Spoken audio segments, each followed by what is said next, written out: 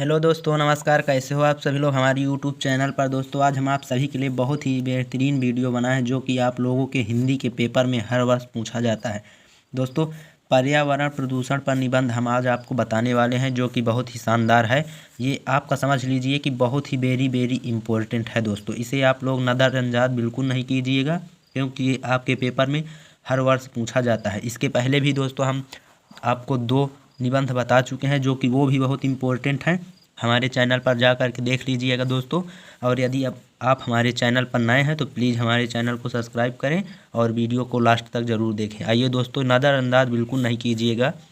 सबसे पहले हम दोस्तों ऐसे ही हेडिंग डाल देते हैं लिखने के पहले कि पर्यावरण प्रदूषण पर निबंध। इतना डालने के बाद दोस्तों हम रूपरेखा लिखेंगे। रूपरेखा में यानी कि कितनी हेडिंग हमारी आती है। सबसे पहली हेडिंग इसमें आएगा हमारा प्रस्तावना। इसके बाद दूसरी हेडिंग है प्रदूषण के प्रकार। तो दोस्तों तीसरी हेडिंग प्रदूषण के कारण। फिर चौथी हेडिंग हमारी क्या है, प्रदूषण से नुकसान। इसके बाद 5वीं हेडिंग उपसंहार है। इसमें दोस्तों हम अपने प्रति जो होता है उसे लिखते हैं और प्रदूषण को रोकने का उपाय, इसे आप लोग भी लिख सकते हैं दोस्तों। तो आइए पहली हेडिंग हम आपको बताने वाले हैं जो कि हमारी पहली हेडिंग प्रस्तावना है। इसे हम आपको बताने वाले हैं। आइए दोस्तों लगे रहिए हमारे वीडियो के लास्ट तक। प्रस्तावना डालने के बाद हेडिंग हम लिखेंगे, जब वातावरण में कुछ हानिकारक तत्व आ जाते हैं तो वातावरण दूषित हो जाता है जिससे जीवधारियों का जीवन संकट में पड़ जाता है। यानी कि जब वातावरण में कुछ हानिकारक तत्व आ जाते हैं तो वातावरण दूषित हो जाता है जिससे जीवधारियों का जीवन संकट में पड़ जाता है। इस समस्या को पर्यावरण प्रदूषण कहते हैं। इतना आप लोग जान लीजिएगा दोस्तों, क्या है कि जब वातावरण में कुछ हानिकारक तत्व आ जाते हैं तो वातावरण दूषित हो जाता है जिससे जीवधारियों का जीवन संकट में पड़ जाता है। इस समस्या को पर्यावरण प्रदूषण कहते हैं। अगला है, जनसंख्या वृद्धि के कारण दिन प्रतिदिन बढ़ती जा रही है। पर्यावरण यानी कि जनसंख्या वृद्धि के कारण दिन प्रतिदिन बढ़ती जा रही है। पर्यावरण प्रदूषण दिन प्रतिदिन वैज्ञानिक प्रगति की वजह से भी बढ़ रहा है। यानी कि पर्यावरण प्रदूषण दिन प्रतिदिन वैज्ञानिक प्रगति की वजह से भी बढ़ रहा है क्योंकि वैज्ञानिक यंत्र एवं रसायन ज़्यादातर पर्यावरण को दूषित करते हैं। यानी कि वैज्ञानिक यंत्र एवं रसायन ज़्यादातर पर्यावरण को दूषित करते हैं। वैज्ञानिक यंत्र भी काफ़ी बने हैं जो कि हमारे पर्यावरण को दूषित करता है और रसायन ज़्यादातर यानी कि खाद वगैरह जो खेतों में डाला जाता है, इस सब से हमें बहुत ही नुकसान होता है। अगला हेडिंग देखते हैं दोस्तों, देख लीजिएगा। अगली हेडिंग में हमारा आता है प्रदूषण के प्रकार, यानी कि प्रदूषण कितने प्रकार के होते हैं। तो पर्यावरण प्रदूषण के कुछ मुख्य प्रकार इस प्रकार हैं। कौन कौन से हैं दोस्तों? वायु प्रदूषण, जल प्रदूषण, ध्वनि प्रदूषण। ये 3 प्रमुख मुख्य प्रदूषण हैं जो कि हम आपको इनके तीनों के बारे में बताने वाले हैं। तो इसमें पहली हेडिंग में क्या डालेंगे, वायु प्रदूषण। वायु प्रदूषण, जब प्रदूषण वायु द्वारा होता है तो उसे वायु प्रदूषण कहते हैं। यानी कि जब प्रदूषण वायु द्वारा होता है तो उसे वायु प्रदूषण कहते हैं। इसके बाद दूसरी हेडिंग है, क्या है, जल प्रदूषण। दूसरी हेडिंग आइए देखते हैं। दूसरी हेडिंग ऐसे डाल देते हैं दोस्तों, जल प्रदूषण। इसके बाद लिखते हैं, कपड़े धोने इत्यादि कारणों के कारण से जब जल दूषित हो जाता है तो इसे जल प्रदूषण कहते हैं। इससे जल लोगों को लिए हानिकारक हो जाता है। यानी कि इससे जल लोगों के लिए हानिकारक हो जाता है। जब हम लोग जल का उपयोग गलत तरीके से करते हैं तो इसे जल प्रदूषण कहते हैं। आप लोग इसे साफ साफ समझ लीजिएगा। इसके बाद आता है हमारा हेडिंग ध्वनि प्रदूषण। ध्वनि प्रदूषण हेडिंग डालने के बाद लिखते हैं, जैसे motor, car, tractor, loud speaker तथा मशीनों की तीव्र गति से। यानी कि motor, car, tractor, loud speaker तथा मशीनों की तीव्र गति ध्वनि संतुलन बिगड़ जाता है जिसका प्रभाव लोगों के मानसिक संतुलन पर पड़ता है। तो इसे ध्वनि प्रदूषण कहते हैं। जैसे motor, car, tractor, loud speaker तथा मशीनों की तीव्र गति से ध्वनि संतुलन बिगड़ जाता है जिसका प्रभाव लोगों के मानसिक संतुलन पर पड़ता है। तो इसे ध्वनि प्रदूषण कहते हैं। यानी इस तरह की अवस्था को क्या कहते हैं? ध्वनि प्रदूषण कहते हैं। इसके बाद अगली हेडिंग देखते हैं दोस्तों। अगली हेडिंग हमारी है प्रदूषण के कारण, यानी प्रदूषण के क्या कारण हैं। तो क्या है?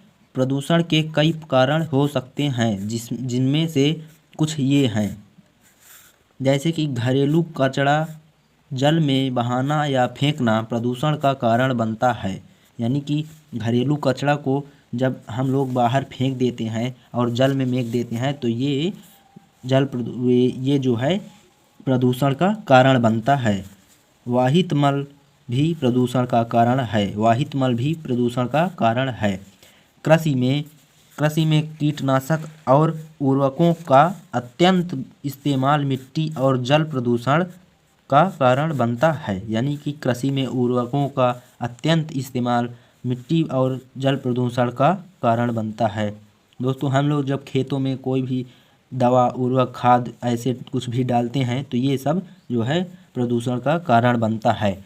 बाकी इसके बावजूद भी दोस्तों आप लोग बहुत सारा हेडिंग बनाकर लिख सकते हैं इसमें कि प्रदूषण के कई कारण हैं, जो कि हम साफ़ सफाई से संबंधित भी आप लोग ऐसे बनाकर लिख सकते हैं, वो आपकी मर्जी है। लेकिन हम इतना ही बताए हैं आपको, इतना मेन पॉइंट में आप लोग इतना भी लिख देंगे तो पूरा नंबर देने वाला आपको पूरा नंबर देगा। आगे देखते हैं दोस्तों अगली हेडिंग। अगली हेडिंग हमारी आती है दोस्तों प्रदूषण से नुकसान यानी कि कौन कौन से नुकसान हैं। आइए देखते हैं। प्रदूषण से कई तरह की नुकसानें हैं जो इस प्रकार की हैं। प्रदूषण से कई प्रकार की बीमारियां होती हैं। यानी कि प्रदूषण से कई प्रकार की बीमारियां हो सकती है, जैसे कि asthma, lung, heart attack, stroke, diabetes आदि बहुत सारी बीमारियां हैं जो कि हम लोगों को प्रदूषण से नुकसान करती हैं। तो और बच्चों पर नुकसान, गर्भावस्था पर नुकसान, इमारतों पर नुकसान, स्वास्थ्य पर नुकसान आदि बहुत सी नुकसानें हैं दोस्तों, जो कि हमें पर्यावरण के प्रदूषण से वो होता है। तो इसमें जो है दोस्तों इमारतों पर भी बहुत सारा नुकसान हो जाता है। गर्भावस्था स्त्री हो या पशु पक्षी हो, कोई भी हो, इसमें भी बहुत सारी बीमारियां नुकसान हो जाता है। तो ये सब दोस्तों आपको लिखना है। इसके बाद आगे देखते हैं। लास्ट हेडिंग हमारी आती है दोस्तों उपसंहार। इसमें हम अपने प्रति जो हो सकता है उसे लिखेंगे। आइए, इस समस्या को कम करने के लिए हम सबको अधिक से अधिक वृक्षारोपण करना चाहिए। यानी कि इस समस्या को कम करने के लिए हमें सबको अधिक से अधिक वृक्षारोपण करना चाहिए। वृक्षारोपण यानी कि वृक्षों को काटना नहीं चाहिए और उसे ज़्यादातर मात्राओं में लगाना चाहिए। इस समय देखिए दोस्तों कितना वृक्ष कट रही हैं, इसीलिए लोग बीमार पड़ रहे हैं सभी लोग। तो वृक्षारोपण करना चाहिए, जिससे वायु प्रदूषण कम होगा। और जल प्रदूषण को रोकने के लिए हमें कारखानों, घरों का नाला नदियों में नहीं मिलाना चाहिए। यानी कि घरों का नाला और कारखानों का नाला नदियों में नहीं मिलाना चाहिए, तथा मृत जीवों को नहीं प्रवाहित करना चाहिए। यानी कि कोई भी जीव जंतु अगर उनकी मृत्यु हो जाती है तो उन्हें नदी में, तालाब में नहीं प्रवाह करना चाहिए, क्योंकि उससे भी पानी दूषित हो जाता है। अतः इस समस्या को खत्म करने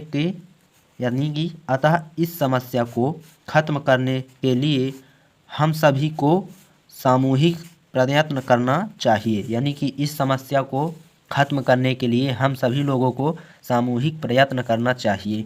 दोस्तों, आप लोगों को हम इतना ही 5 हेडिंग में बताए हैं। यदि आप लोग इसे पूरी तरह से तैयार कर लेंगे तो बहुत ही अच्छा नंबर पाएंगे दोस्तों। और यदि आप लोग हमारे वीडियो से प्रसन्न हैं तो प्लीज़ हमारे वीडियो को देखें और हमारे चैनल को सब्सक्राइब करना ना भूलें। जय हिंद, वंदे मातरम दोस्तों।